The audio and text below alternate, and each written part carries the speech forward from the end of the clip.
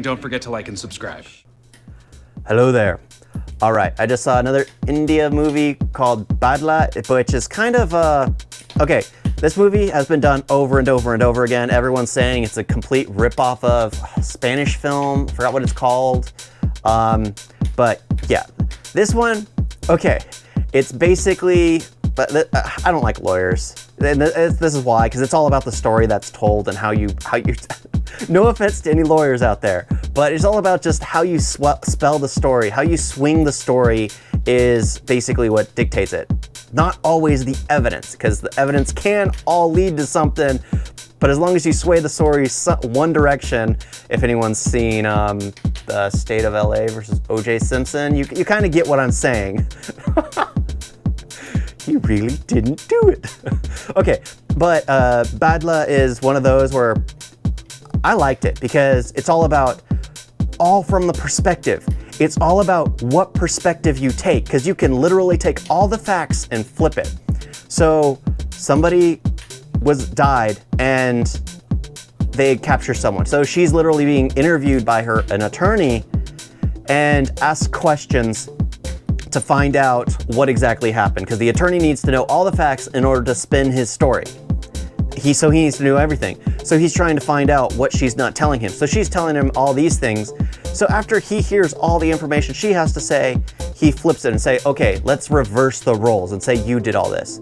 So I was actually enjoying the whole thing, because it was like, okay, it's all about via perspectives. Pay attention to the details. They kind of gave away what's going on in the very beginning, because I was like, they introduced this, and then I'm like looking at the person and I was like, I know this actor and I've seen him in other movies, but they could easily do, yeah, so I knew what they were doing. I knew what they were doing. But of course I found the one flaw in the entire film, and I focused on it, because there's this one thing about a cell phone. This cell phone was grabbed. This cell phone, this guy had with him, one of the victims. He had it with him, and because it had texts on it, recent texts. However, my deal is, if you flip the roles, he wouldn't have the phone with him, which means the family wouldn't have the phone anymore, which means that they wouldn't have had actual evidence to know that that was the guy. They would have just, so when you flip the situation, they should have had a throwaway line, because in my mind it was just like, if they would have had just one throwaway line where because she could have said, and I'm basically talking about when she's trying to defend herself against the attorney, because the attorney's trying to say, let's flip the roles and let's do this. And she goes, she could have said, it's just like, if that's the case, then how do you end up with the phone? He could have said it would be easy, and then they show a cut where she basically, after she pretends to use that phone, she basically shoves it into the guy after the viewer, an onlooker, sees him. She shoves it into him and basically says, you coward, and drops it in his hand. Then he slides it into his pocket. Simple throwaway line, which wouldn't get me to go like, it would take only a matter of seconds to do that, which wouldn't get me to go just like, how do you end up with the phone? How do you end up with the phone? But okay, to actually explain the story, it's one of the, I know I'm making absolutely no sense to you people.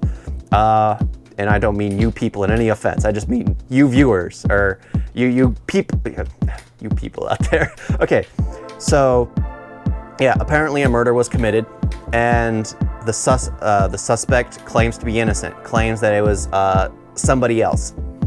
However, in order to prove that it was somebody else, they bring up another murder that happened, because apparently several months prior, somebody was disappeared, and yeah, they're trying to locate him. There's a lot going on, but at the same time, there's not a lot, because in my mind, the whole story takes place in the living room. The entire story. Everything else that's a cutaway is just not a part of the story, because it's all the perspective that's being told. The real story is in that room. Everyone else just has a story that they're trying, because they're all trying to prove their own story. They're all trying to prove their own innocence. Yeah, kind of like the 12 Angry Men. They hinted at it, the 12 Angry Men type situation. It's, they all have their own issues. So the attorney's telling one story, it's just like, this is how I could spin it any way you tell me. And she's trying to spin her own innocence. So I actually do like the movie. I like movies like this. So I could literally rewatch it as because it's a copy. And it's funny because when I was looking it up for the thumbnail, I was reading a lot of stuff how Hollywood or Bollywood has lost its originality with this movie, because they literally had them side by side with each other. And I was like, so it's about time they joined the circus of Hollywood, because heck, they've had so many original ideas. It's bound to happen where they come up with one or two that happen to be copies of someone else. Literally, there's no original story. It's about the originality you put to it. Yeah, but I enjoyed it. I liked it. I've done a terrible job explaining it because it's a very straightforward, simple movie. They're both in the room trying to explain their side of the story. They keep jumping back and forth. They keep having more information added.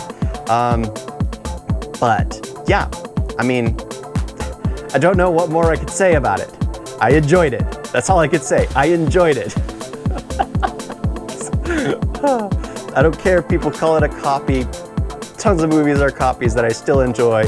There are remakes out there that I find completely terrible. Remakes is what I have an issue with. Copies I don't really mind so much. Thank you all for watching. Talk to you next time. Toodles.